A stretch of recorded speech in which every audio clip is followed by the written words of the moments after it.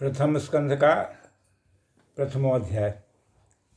श्री सूर्य से शौनक आदि ऋषियों का प्रश्न के बारे में इसमें वर्णित किया गया है। जन्मादस्य यतो अन्वया आदिरतः श्रास्ते सभिज्ञ स्वराटः तेने ब्रह्म हृदय या आदिकवये मोद्यन्ति यत्सूर्यः तेजो वारिमृदां यथा विनिमयो यत्र तिसर्गो अमृषा ध्याम्नां स्वेन सदा निरस्तकुहकं सत्यं परं धीमहि।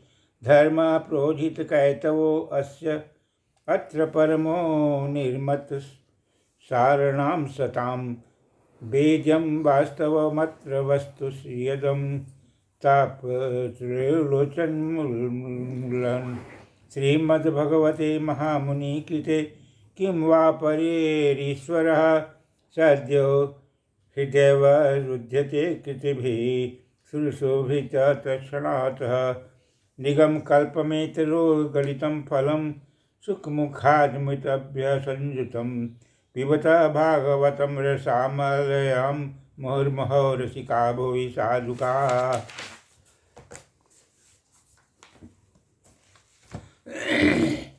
नेत्रे से अनिमेष क्षेत्रे ऋषियः शौनकादया सत्रं स्वर्गाय लोलया सहस्रसमुमासतः ता एकदां तु मुनयः प्रातोष्णमनः तत्कृतं सुतामासीनं प्रपुच्छन्मृतमादरात्।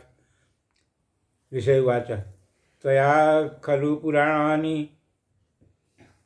शेतिहासानि चानभः आसतां मान्यधीतानि धर्मशास्त्राणि यान्मुतः यानि वेदविदां श्रेष्ठो भगवान् बादरायणम् अन्ये च मुनयः सुरा परावरविदो विदुः वेथं त्वं सौम्य तत्सर्वतत्त्वतत्सदं नाग्रहात् तत्सूर्यसं शिष्यस्य गुरवो गृहाम्यप्युतः तत्राञ्जनं सा ऐष्मनं भवता यद्विनिश्चितं पुंसामेकान्तत्र श्रेयस्तत्र श्रीतुर्महर्षसि प्रायेणात्मा युद्धः सभ्य कालवस्मनि युगे जनाः मंदासु मंदमतभ्यो मंदभाग्याहुतः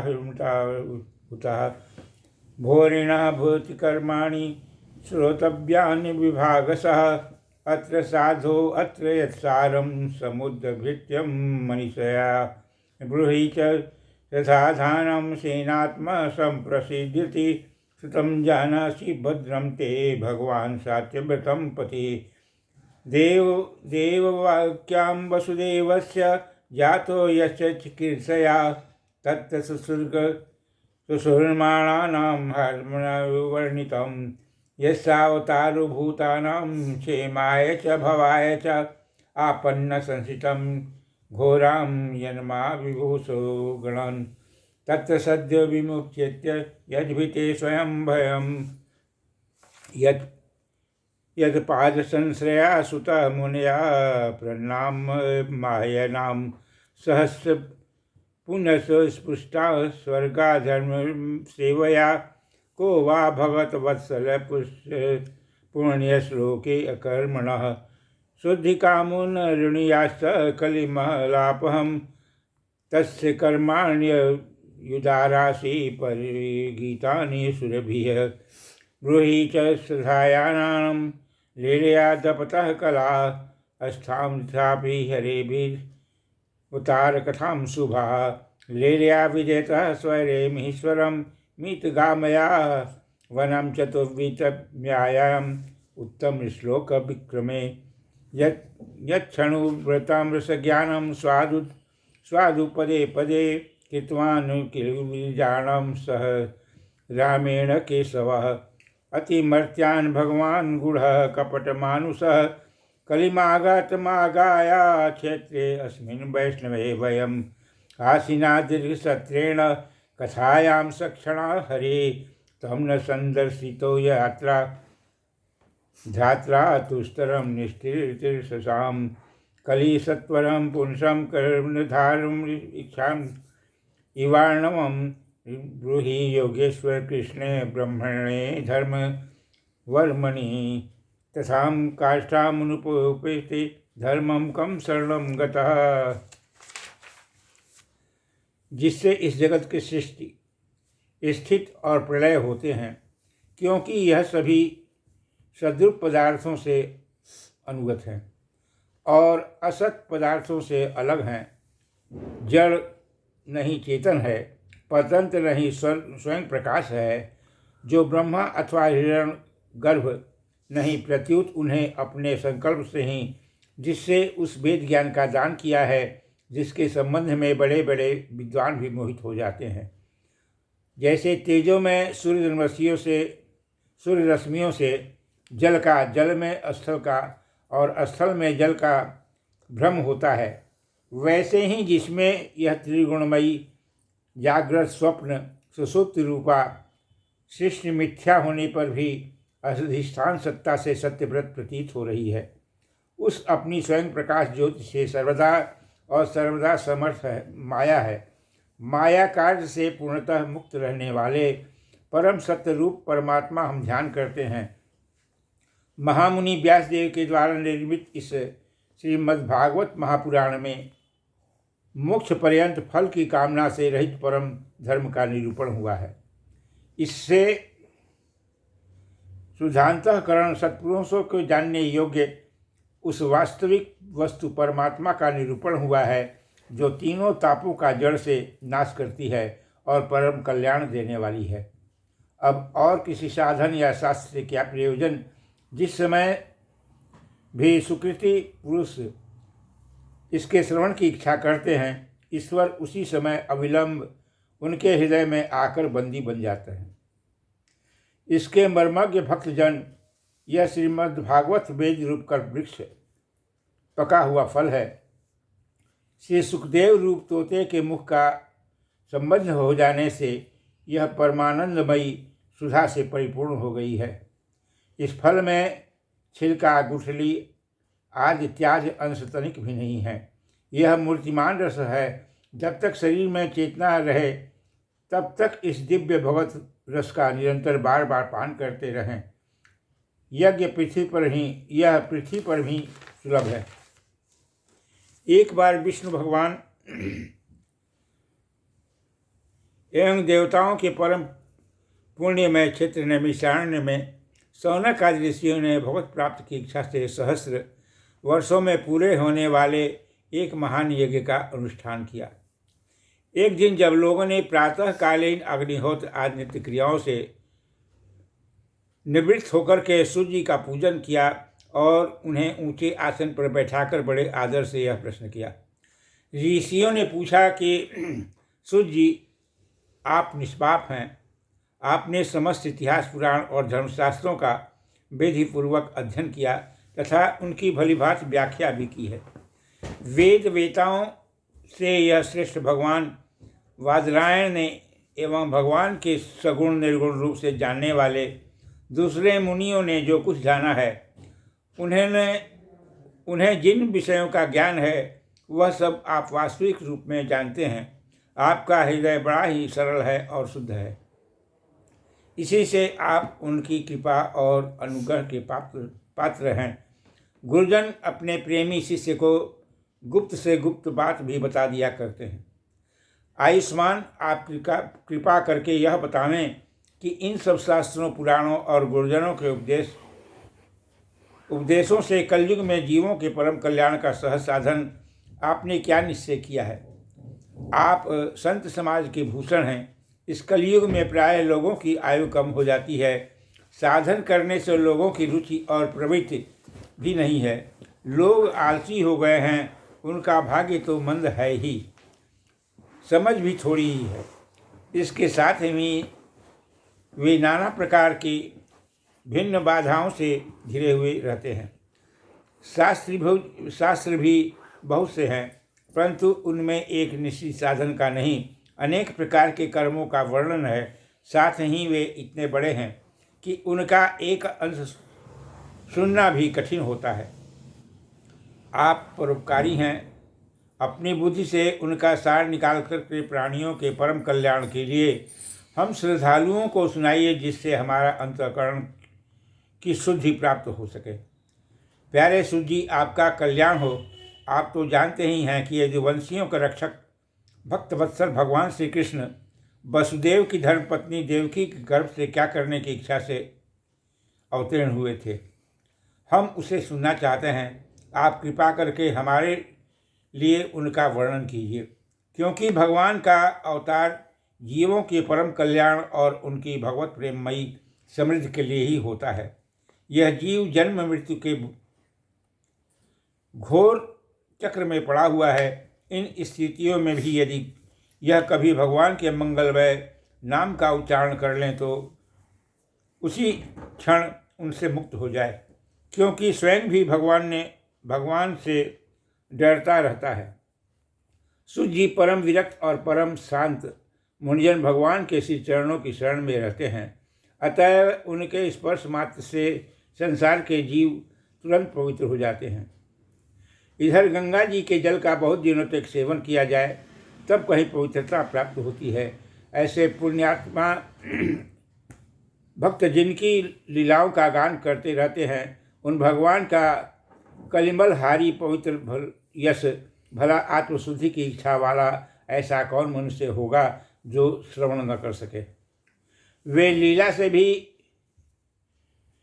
लीला से ही अवतार धारण करते हैं। नारदादि महात्माओं ने उनके उदार कर्मों का गान किया है। हम श्रद्धालुओं के प्रति आप उनका वर्णन करें। बुद्धिमान सूत जी, सर्वसमर्थ प्रभु अपनी योग माया से स्वच्छंद लीला करते रहते हैं। आप उन श्री हरि की मंगलमयी अवतार कथाओं का अब वर्णन करें। पुण्य कीर्ति भगवान की लीला सुनने से हमें कभी भी तृप्त नहीं हो सकती, क्योंकि रसज्ञ श्रोताओं को पद पद पर भगवान की लीलाओं से नए नए रस का अनुभव होता है। भगवान श्री कृष्ण अपने को छिपाए हुए थे, लोगों के सामने ऐसी चेष्टाएं करते थे मानो कोई मनुष्य हो, परंतु उन्होंने बलराम जी के साथ ऐसी लीलाएं भी की हैं, ऐसा पराक्रम भी प्रकट किया है जो मनुष्य नहीं कर सकते। कलयुग को आया जान करके इस वैष्णव क्षेत्र में इस दीर्घकालीन सत्र का संकल्प करके बैठे हैं। श्री हरि की कथा सुनने के लिए हमें अवकाश प्राप्त है। यह कलयुग अंतःकरण की पवित्रता और शक्ति का नाश करती है। इससे पार पाना बहुत ही कठिन है। जैसे समुद्र से पार जाने वालों का कर्णधार मिल जाए, उसी प्रकार इसके पार जाने की इच्छा रखने वाले हम लोगों से ब्रह्मा ने आपको मिलाया है। धर्म रक्षक ब्राह्मण भक्त योगेश्वर भगवान श्री कृष्ण के अपने धाम में पधार जाने पर धर्म ने अब जिसकी शरण ली है, यह मुझसे बतावें। द्वितीय अध्याय भगवत कथा और भगवत भक्ति का महात्म्यम। इति संपन्न संहस्तो विप्राणो महर्षिणः प्रतिपूज्य च स्त्रीसां प्रवुक्तमुपचक्रमे। यं प्रवजन्तमनुपेतं पेतकृतं द्वैपायनो विरह कातर आजुहायः पुत्रेति तन्मया यतना तसो अभिनेदु स्वं सर्वभूतिहृदयं मुनिमानतोऽस्मि।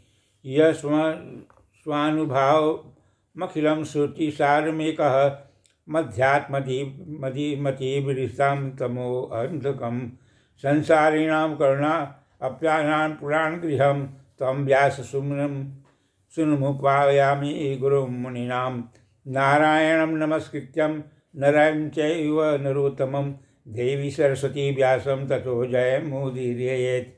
मुनिय साधु पृष्ठोऽहं भगवती लोकमङ्गलं यत्कृतः कृष्णसंप्रक्ष्णो येनात्मा सुप्रसीदति स वै पुंसा परो धर्मो यतो भक्तिरथो यजे आयुर्भक्तिप्रतिहता यात्मा संप्रदसीदति। वासुदेव भगवती भक्तियोग प्रयोजितः जन्यत्सासु वैराग्यं ज्ञानं च यद् हेतुकं धर्मस्वनिश्चितं पुंसां विशुष्यसेनकं था स्वेयः नृत्यादिरतिं श्रमः एव हि केवलं या परो वर्गस्य नार्थो अर्थ योपकल्पते नार्थस्य धर्मेकान्तस्य कामो लाभाय हि स्मृतः कामाख्यं नेतीन्द्रिय प्रीतिलाभो जीवेति यावतः जीवस्य तत्त्वजिज्ञासां नार्थो यत्न कर्मभिः वदन्ति तद् ज्ञानं मद्वयं ब्रह्मेति परमात्मेति भगवानाशितं शब्दयेत् तवध्यानं मुनयो ज्ञानवैराग्यं युक्तया पापनश्यामि चात्मानां भगवता श्रुतगृहीतया अन्यपुष्मि श्रेष्ठा वर्णाश्रम विभागसः स्वनिष्ठधर्मस्य संसिधं हरितोषणं तस्मादेकेन मनसा भगवान् सा त्वं प्रतिं श्रोतव्यं कर्तव्यश्च ध्येय पूज्यस्य नित्यदा यदनुध्यानिशानां मुक्ताकर्मग्रन्थनिबन्धनां छिदन्ति को विजातस्य को न कुर्माथ थारितं शुश्रेयोश्रद्धयानस्य वासुदेवकथारुचि स्वनिर्महत्सेव्यायां विप्रा पुण्यतीर्थनिवेशनिसेवनात् शृण्वन्तं स्वकथं कृष्णं पुण्यश्रवणकीर्तनः इतश्रेष्ठो हाद्भावी दृढं विधनोति सुहत्सात्मः नष्टप्रायेषु भद्रेषु नित्यं भागवतसेवया भगवन्युक्तं श्लोके भक्ति भवति नैदृष्टिकी अथ रजस्थौ मोभावा कामलोभाश्रये चेतैर्नाविदम् इषितं सत्त्वे प्रसीदति एवं प्रसन्नमनसो भगवद्भक्तियोगतः भगवत्तत्त्वविज्ञानं मुक्तसंशय जायते भिद्यते हृदयग्रन्थीनं स्थिरन्ति सर्वसंशया क्षीयन्ते चास्य कर्माणि दृष्टं यत्तान्वमीश्वरः अतो वै कवयो नित्यं भक्तिं परमया मुदा वासुदेवे भगवती कुर्वन्तां प्रसादिनां सत्त्वं रजस्तस्म इति प्रकृते गुणान्विता युक्तं परः पुरुषः एका ह्यास्य धरो स्यात् हरिहरविरस्तसंज्ञां श्रेयांसि तत्र खलु सप्तानाशेन स्मो पार्थिवा दारुणं धूमश्चामशय तमस्तु रजस्त्वं स्मसं यद्वास दर्शनं मे भेजिरे मुनयो व्याख्यानां भगवन्तं दोक्षजमः सत्वं विशुद्धय क्षेमाया कल्पन्ते ये स्तुतानि मुक्षवन्तु घोरूपाणां हित्वा भूतपनिश्च च नारायणं कलः शान्त भजन्ति हानः श्रूयवः रजस्तमप्रकृत्यः समशीला भजन्ति वै पितृभूतप्रदेदासीनं क्षिप्राव्यय प्रदोषभ वासुदेव परावेदा वासुदेव परामखा वासुदेवा परायोगा वासुदेवा पराक्रिया वासुदेव परम ज्ञानं वासुदेव परम तपः वासुदेव परो धर्म वासुदेव परागति स एविधं संसर्जया भगवान्नामात्ममायया सदसङ्गस्य वाचासौ गुणमया गुणो विभुवः तथा बिलसिते पूषे गुणेषु गुणया गुणवानिव अन्तःप्रविष्टया भाति विज्ञानेन विशिष्टः यथा हावहितो वही दारुष्य स्वयोनिश नानेव भाति विश्वात्मा भूतेषु च तथा पुमान् असौ गुणं मयैव भार्वे भूतलक्ष्मेन्द्रियात्मभिः सर्वनिर्मितेषु निर्विष्टो भुक्ते भूतेषु तद्गुणान् भायस्व सत्त्वेन लोकान् वै लोकभावना लीलावतारनुरतो देवीति यासुच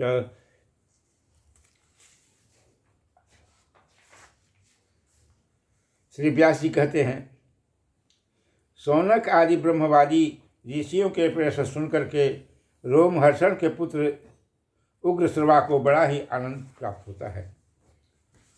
उन्होंने ऋषियों के इस मंगलमय प्रश्न का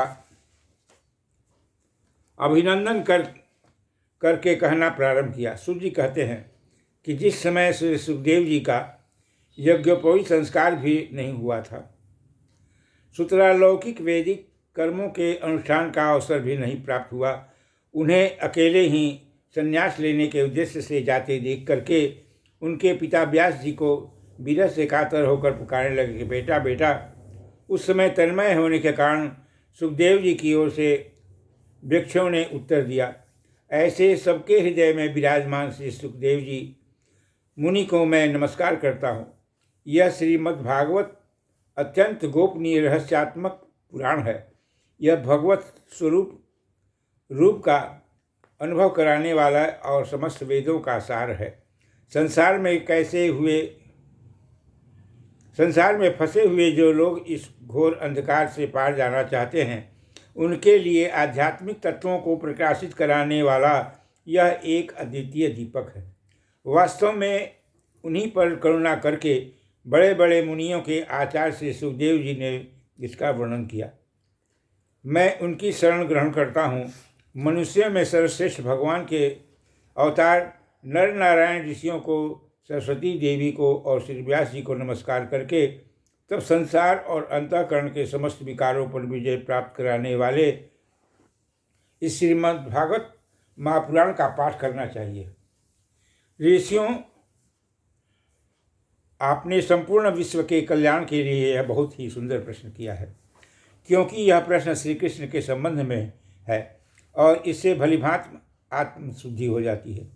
मनुष्यों के लिए सर्वश्रेष्ठ धर्म यही है जिससे भगवान श्री कृष्ण में भक्ति हो। भक्ति भी ऐसी जिसमें किसी प्रकार की कामना न हो और जो नित्य निरंतर बनी रहे। ऐसी भक्ति से हृदय आनंद स्वरूप परमात्मा की उपलब्धि करके कृतकृत्य हो जाता है। भगवान श्री कृष्ण में भक्ति होते ही अनन्य प्रेम से उनसे हृदय जोड़ते ही निष्काम ज्ञान और वैराग्य का हमारे हृदय के अंदर आविर्भाव हो जाता है। धर्म का ठीक ठीक अनुष्ठान करने पर भी यदि मनुष्य के हृदय में भगवान की लीला कथाओं के प्रति अनुराग का उदय न हो तो वह श्रम ही श्रम है। धर्म का फल है मोक्ष। उनकी सार्थकता अर्थ प्राप्ति में नहीं है। अर्थ केवल धर्म के लिए ही है। भोग विलास इसका फल नहीं माना गया है। भोग विलास फल इंद्रियों को तृप्त करता नहीं है। उनका प्रयोजन है केवल जीवन का निर्वाह। जीवन का फल भी तत्व जिज्ञासा है। बहुत कर्म करके स्वर्गादि प्राप्त करना उसका फल नहीं है। तत्ववेता लोग ज्ञाता और ज्ञेय के भेद से रहित अखंड अद्वितीय सच्चिदानंद स्वरूप ज्ञान को ही तत्व कहते हैं। उसी को कोई ब्रह्मा, कोई परमात्मा और कोई भगवान के नाम से पुकारते हैं।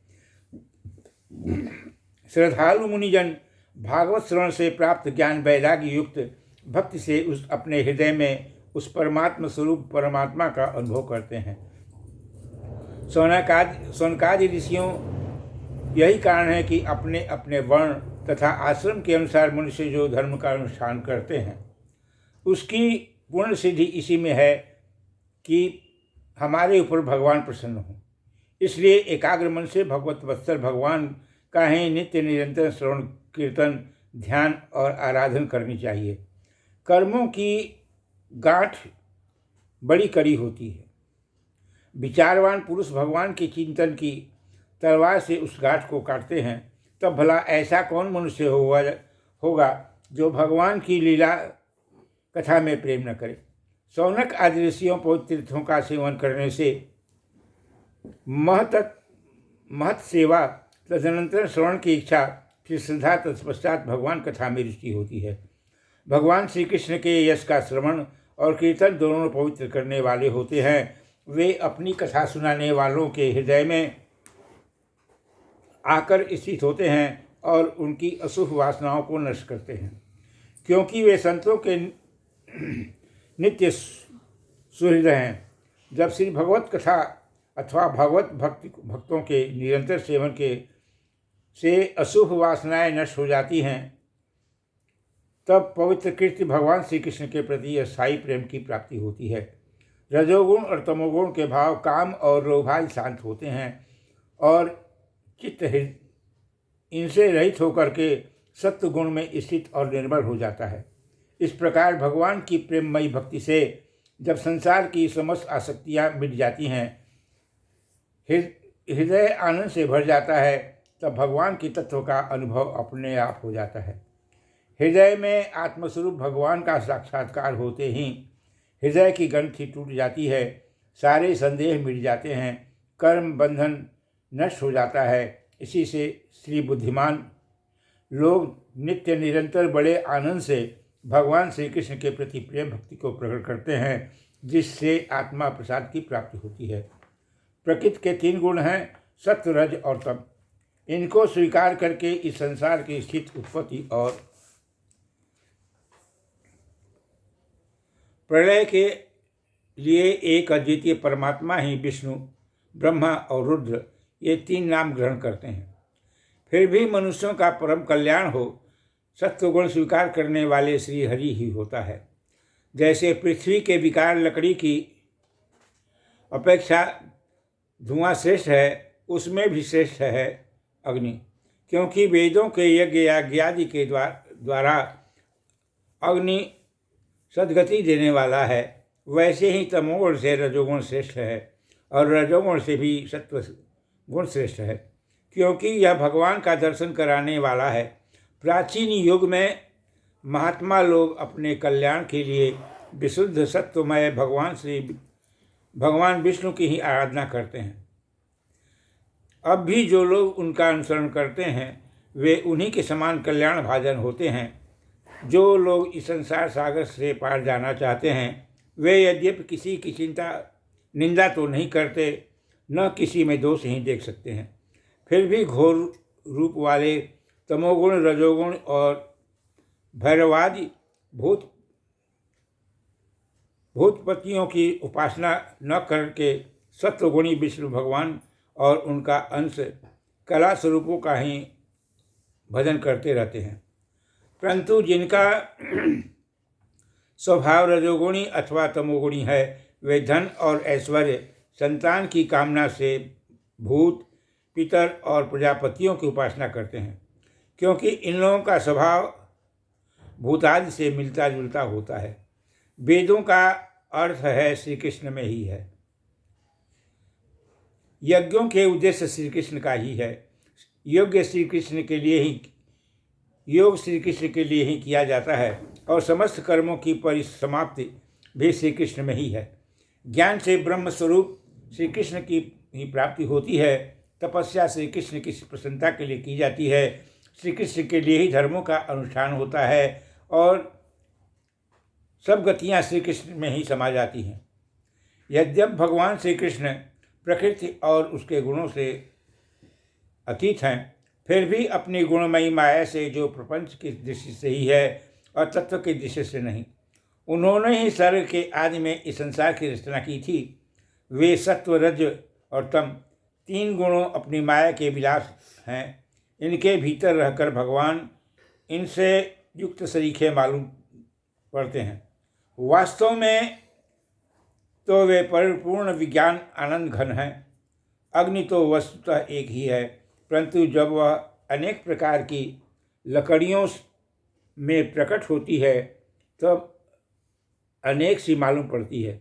वैसे ही सबके आत्मरूप भगवान तो एक ही हैं, परंतु प्राणियों की अनेकता में एकता जैसे जान पड़ता है। भगवान ही सूक्ष्म भूत है।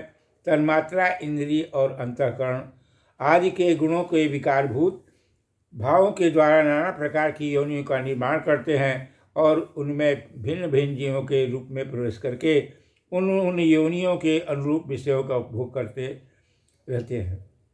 वे ही संपूर्ण लोकों की रचना करते हैं और देवता, पशु, पक्षी, मनुष्य आदि योनियों में लीलावतार ग्रहण करके सत्वगुण के द्वारा जीवों का पालन पोषण किया करते हैं।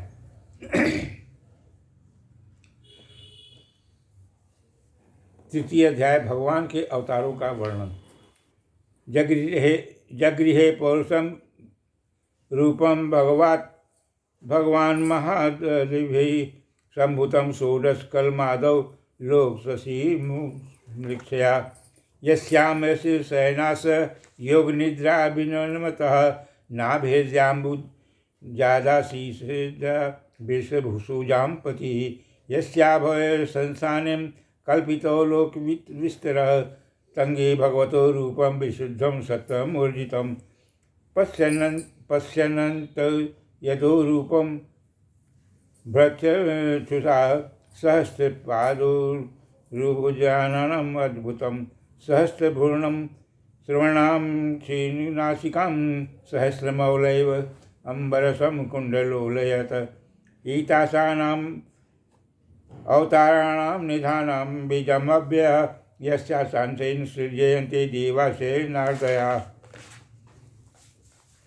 स एव प्रथमं देव कौमारं सर्गमाश्रितः चचारदुक्षरं ब्रह्मा ब्रह्मचर्यखण्डितं द्वितीयं तो भवयास्यां रसातलगतां महीं उदयस्य निशान्त यज्ञे शोकरं वपुः तृतीय मृषि सर्ग च देवर्षे त्वमुपीते सह तत्स्वसात्वं मातश्च नैश्च कर्मणां यतः तुष्टे धर्मकला सर्गे नरनारायणार्षविषि भूत्वा मकोशं मत्पीशं करोदस्वरं तपः पंचमं कपिलो नाम सिद्धेशिकाल विप्रतमं प्रोवाचा सुरेश सांख्य तत्त्वमा ग्राम विनिर्णयम् षष्ठे अन्येते परस्तासां भीता प्राप्तनुसया आन्यसिकां प्रह्लादेभ्य उचिवानं ततः सप्तम आकृताया रूपैषां जायतः न याम्ना सुरगणेनाम् अभ्याभुवानन्तरम् अष्टमे मेरुदेव्यां तु नामे जातम् उरुक्रमः दर्शनं वत्मः विधीराणां सर्वाश्राम नमस्कृतं ऋषिभिः याचितो भेजी नवमं पार्थिव वपुः दुष्यामास मापूस धर्वी विप्रार्थेन स्वतां उशतं रूपं च जगृहे मासं चाक्षुषोदं धिम्य समर्पण नाभ्य आरोग्यं मह्य मायायां मापयितं मनुं सुराणां मोदिशं मग्नतात्मञ्जराचलं दध्ये कमठरूपेण पृष्ठे एकादशे विभो धन्वन्तरं द्वादशं त्रयोदशमाव च अपादश्रुतिमोहनां श्रेयः चतुर्दशं नारसिंह विप्रदैत्यविमूर्जितं ददारकरे दैवं यक्षरं कां कष्टकुष्टय पंचदशं वामनं कं कृत्वा गाधं बले षष्ठत्रं याचमानं प्राज्ञे मुष्टे विश्रमम् अवतारे षोडशेन पश्यन् ब्रह्मजनृपान् त्रिप्लप्त कुपिता निष्क्रामो त्रामरोक्षमेह तप्तो ततः सप्तदशो जाता सत्यवत्यां पुरा सर्गता चक्रे वेतरो शाखा दुष्टा पुंसो वल्वेशः नरदेवत्मन्नामापानं सूर्यकार्यक्रिया समुद्रनिग्रहान् चक्रे वीर्ण्यात् परमः एकोनविंशतितमे विष्णु प्राप्य जन्मनि रामकृष्णावते विभो भगवान् हरेश्वरं ततः कलौ सम्प्रीतं सम्मोहयं सुरातिशय बुद्धो नाम्न जनसुतः कीर्तितेषु भविष्यति। श्री सूत जी कहते हैं, सृष्टि के आदि में भगवान ने लोगों के निर्माण की इच्छा की। इच्छा होते ही उन्होंने महतत्व आज से निसंपन्न पुरुष रूप ग्रहण किया। उसमें 10 इंद्रियां, 1 मन और 5 भूत, ये 16 कलाओं का निवास हुआ करती थी। उन्होंने कारण जल में शयन करते हुए जब योग निद्रा का विस्तार किया, तब उनके नाभि सरोवर से एक कमल का प्राकट्य हुआ। उस कमल से प्रजापतियों के अधिपति ब्रह्मा जी उत्पन्न हुए। भगवान के इस विराट रूप के प्रत्यंग में ही समस्त लोकों की कल्पना की गई है। वह भगवान का विशुद्ध सत्वमय श्रेष्ठ रूप है। योगी लोग दिव्य दृष्टि से भगवान के उस रूप का दर्शन करते हैं। भगवान का वह रूप हजारों पैर, जांघें, भुजाएं और मुख के कारण अत्यंत विलक्षण है। उसमें सहस्त्रों सिर, हजारों कान, हजारों आँखें, हजारों नासिकाएं, हजारों मुकुट, वस्त्र और कुंडल आदि आभूषणों से सुसज्जित हुआ करता था। भगवान का यही एक पुरुष रूप, जिसे नारायण कहते हैं, अनेक अवतारों का अक्षय कोश है। इसी से सारे अवतार प्रकट होते हैं। इस रूप के छोटे से छोटे अंश से देवता, पशु, पक्षी और मनुष्य आदि योनि की सृष्टि होती है। उन्हीं प्रभु ने पहले कौमार सर्ग में सनक, सनंदन, सनातन और सनत कुमार इन 4 ब्राह्मणों के रूप में अवतार ग्रहण किया था। अत्यंत कठिन अखंड ब्रह्मचर्य का पालन किया। दूसरी बार इस संसार के कल्याण के लिए समस्त यज्ञों के स्वामी उन भगवान ने रसातल में रखी हुई पृथ्वी को निकाल लाने के विचार से सूकर रूप का अवतार ग्रहण किया। ऋषियों की सृष्टि में उन्होंने देवर्षि नारद के रूप में तीसरा अवतार ग्रहण किया और शाश्वत तंत्र का, जिसे नारद पांचरत्न कहते हैं, उपदेश किया। इसमें कर्मों के द्वारा किस प्रकार से कर्म बंधन से मुक्ति मिलती है, इसका वर्णन किया गया है। धर्म पत्नी मूर्ति के गर्भ से उन्होंने नर और नारायण के रूप में चौथा अवतार को ग्रहण किया। इस अवतार में उन्होंने ऋषि बनकर के मन और इंद्रियों का सर्वथा संयम करके बड़ी कठिन तपस्या की। 5वें अवतार में वे सिद्धों के स्वामी कपिल के रूप में प्रकट होते हैं और तत्वों का निर्णय करने वाले सांख्य शास्त्र का, जो समय के फेर से लुप्त हो गया था, आसुरी नामक ब्राह्मण को उपदेश दिया था। अनुसुईया के घर मांगने पर 6ठे अवतार में वे अत्रि की संतान दत्तात्रेय हुए थे। इस अवतार में उन्होंने अलर्क और प्रहलाद आदि को ब्रह्म ज्ञान का उपदेश दिया।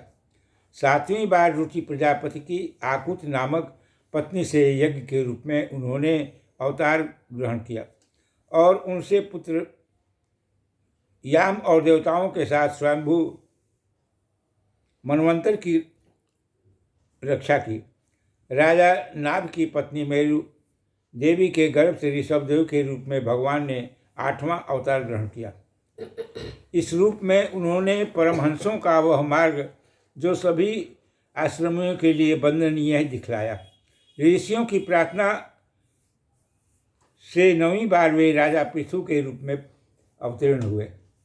शौनक आदि ऋषियों ने इस अवतार में उन्होंने पृथ्वी से समस्त औषधियों का दोहन किया था। इससे वह अवतार उनके लिए बड़ा ही कल्याणकारी हुआ। चाक्षुष मनवंतर के अंत में जब सारी त्रिलोकी समुद्र में डूब रही थी, तब उन्होंने मलय मत्स्य के रूप में 10वां अवतार ग्रहण किया और पृथ्वी रूप नौका में बैठ करके अपने मनवंतर के अधिपति वैवस्वत मनु की रक्षा की। जिस समय देवता और दैत्य समुद्र मंथन कर रहे थे, उस समय 11वां अवतार धारण करके कच्छप रूप से भगवान ने मंदराचल को अपनी पीठ पर धारण किया। 12वीं बार धन्वंतर के रूप में अमृत लेकर समुद्र से प्रकट हुए और 13वीं बार मोहिनी रूप धारण करके दैत्यों को मोहित करते हुए देवताओं को अमृत का पान कराया। 14वें अवतार में उन्होंने नरसिंह रूप धारण किया और अत्यंत बलवान दैत्यराज हिरण्यकशिपु की छाती अपने नखों से अनायास इस प्रकार फाड़ डाली, जैसे चटाई बनाने वाले सीख को चीर डालता है। 15वीं बार वामन का रूप धारण किया और भगवान दैत्यराज बलि के यज्ञ में गए। वे चाहते तो वे त्रिलोकी का राज्य, परंतु मांगी उन्होंने केवल 3 पग पृथ्वी। 16वें परशुराम अवतार में जब उन्होंने देखा कि राजा लोग ब्राह्मण के द्रोही हो रहे हैं, तब क्रोधित होकर के उन्होंने पृथ्वी को 21 बार क्षत्रियों से समाप्त कर डाला। इसके बाद 17वें अवतार में सत्यव्रती के गर्भ से पराशर जी के रूप में व्यास के रूप में अवतीर्ण हुए। उस समय लोगों की समझ और धारण शक्ति कम देख करके उन्होंने वेद रूप वृक्ष की कई शाखाएं बना डाली। 18वीं बार देवताओं का कार्य संपन्न करने की इच्छा से उन्होंने राजा के रूप में राम अवतार को ग्रहण किया। सेतुबंधन, रावण वध आदि वीरतापूर्वक बहुत सी लीलाएं की। 19वें और 20वें अवतार में उन्होंने यदुवंश में बलराम और श्री कृष्ण के नाम से प्रकट होकर के पृथ्वी का उद्धार किया। उसके बाद कलयुग आ जाने पर मगध बिहार में देवताओं के देशी दैत्यों को मोहित करने के लिए अजन के पुत्र रूप में आपका बुद्ध अवतार हुआ था। इसके बाद भी बहुत पीछे जब कलयुग का अंत समीप होगा और राजा लोग प्राय लुटेरे हो जाएंगे, तब जगत के रक्षक भगवान विष्णु यश नामक ब्राह्मण के घर में कल के रूप में इनका अवतार होने वाला है। ऋषियो मनवा देवा मनुपुत्रा महोजसौ कला सर्वे हरेरेव सप्रजापतयस्तथा एते चांशकला पुंस कृष्णस्तु भगवान स्वयं इंद्रिया व्याकुलं लोकं मुंडयति युगे युगे जन्म गोयं भगवतो या यत्प्रत्यो नर सांज्ञं प्रातगुणं भक्त्या दुःखगरमादि मूर्छते। एतद्रूपं भगवतो हैरूपे चिदात्मनः मायागुणैर्विहितं महादादेभिरात्मिनः यथा नभसि मैथायो रेणुवां पार्थिवो अनिलम् एवं द्रष्टरि दर्वैषं रूपविहितं मद्बुद्धि अतः परं यद् व्यक्तं व्यूढगूढव्यवहिताम् अतुलादृष्टबलवासु जीवो यत्र मे शत्रुस्वरूपे प्रतिशेषं सुविधा अविद्यायात्मनि कृते किते तदा दर्शनं यद्यो योपरहिता देवी माया प्रसारदी मति संपन्ने वितबीजं तं महीपते। एवं जन्मनि कर्माणि हाकरुजनस्य च वर्णयन्ते स्वयं कवयो वेदगुह्यानि हतपते। सा वा इदं विश्वं मोघलिलः सृजन्यवर्मन्तं न सज्जते अस्मिन् भूतेषु चान्तर्हितम् आत्मतन्त्रः षड्विवार्षिकं जगति षड्गणेशः न चास्य कश्चित् पुण्येन जातु रवन्ते जन्तुकुमनीयुनि नामानि रूपाणि मनोवाचोभिः सत्वन्तं नट शर्मायाभिवाज्ञाया सा वेधातु पदवीपारस्य दुर्यन्ति वीर्यस्य रथाङ्गणे पाणिः युषाया मायाया सन्ततमानोतां भजे तत्प्रसादसरोधरणम् अथे धन्या भगवन्तम् इत्थं यद्वासुदेव अखिललोकनाथे कुर्वन्ति सर्वात्मात्मभावं न यत्र भूया परिवर्तकः। इदं भागवतं नाम पुराणं ब्रह्मसंहितम् उत्तमश्लोकचरितं चकार भगवान् ऋषिः निःश्रेयलोकस्य स्वयं स्वधर्मं हतः तदेव ग्राह्यामाशं श्रुतमात्मानं वरं सर्ववेददेहितं हासानं सारं समुद्भृतं स तु संसारमवयासं महाराजा परीक्षितं प्रायोपविष्टं गंगाया परितः परमर्षिभिः कृष्णो सवधामो पकेते धर्मज्ञानाभिसह कलौ नष्टं दृश्यमानः पुणालोको रुणितः तत्क्रियतो विप्रयेभिः भूरिशः अहं चान्वय तत्र निःश्रितसां गृहात् सोहैन श्राव्यायां मेधायितं समापितः।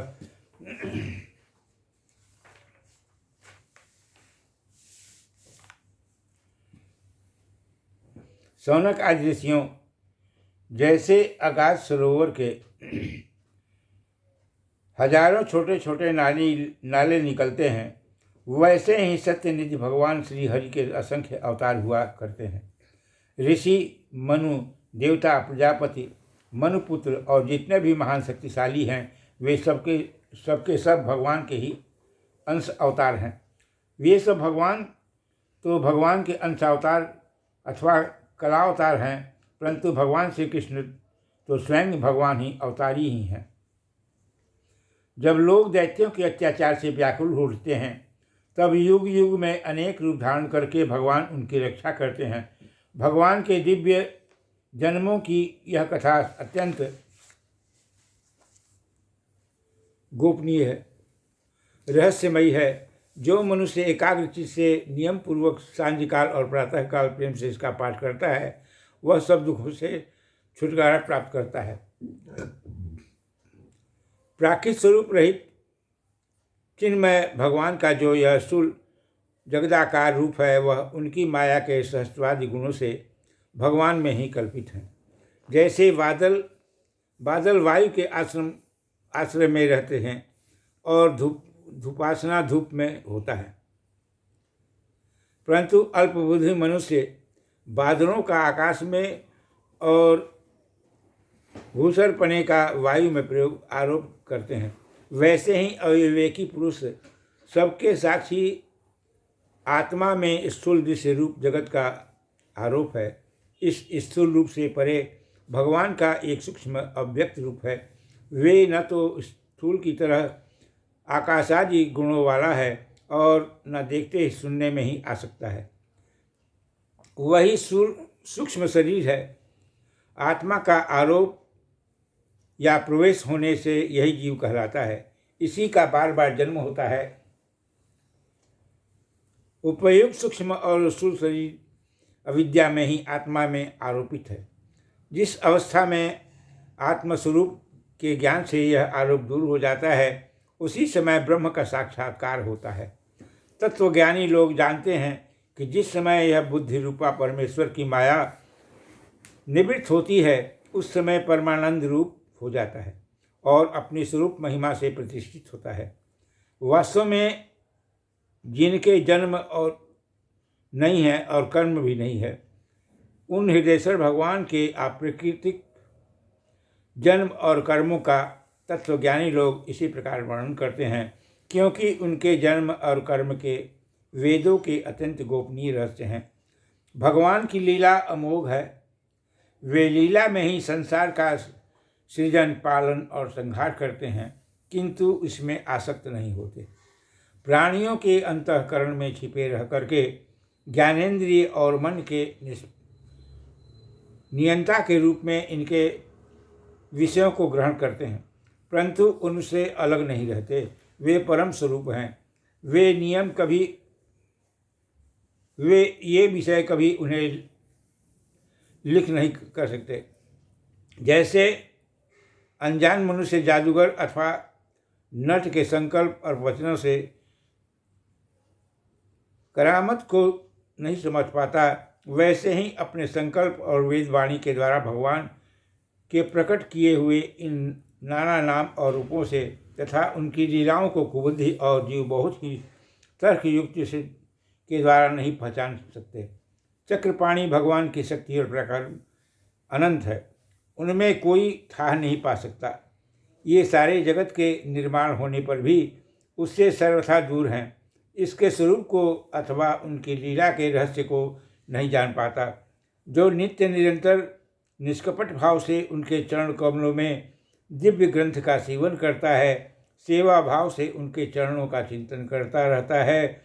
सौनकादि ऋषियों, आप लोग बड़े ही सौभाग्यशाली तथा धन्य हैं, जो इस जीवन में और विघ्न बाधाओं से भरे इस संसार में समस्त लोगों के स्वामी भगवान श्री कृष्ण से यह सर्वात्मक आत्मभाव वह अनिर्वचनीय अनन्य प्रेम करते हैं, जिससे फिर इस जन्म मरण रूपी संसार के भयंकर चक्र में नहीं पड़ना होता। भगवान वेद व्यास ने यह वेदों के समान भगवत चरित्र से परिपूर्ण भागवत नाम का पुराण बनाया है। उन्होंने इस श्लाघनीय, कल्याणकारी और महान पुराण को लोगों के परम कल्याण के लिए आत्मशिरोमणि पुराणे पुत्र को ग्रहण कराया है। इसके सारे वेद और इतिहासों का सार संग्रह किया गया है। सुखदेव जी के द्वारा राजा परीक्षित को यह सुनाया। उस समय वे परमर्षियों से घिरे हुए आमरण अनशन का व्रत लेकर के गंगा तट पर पहुँचे।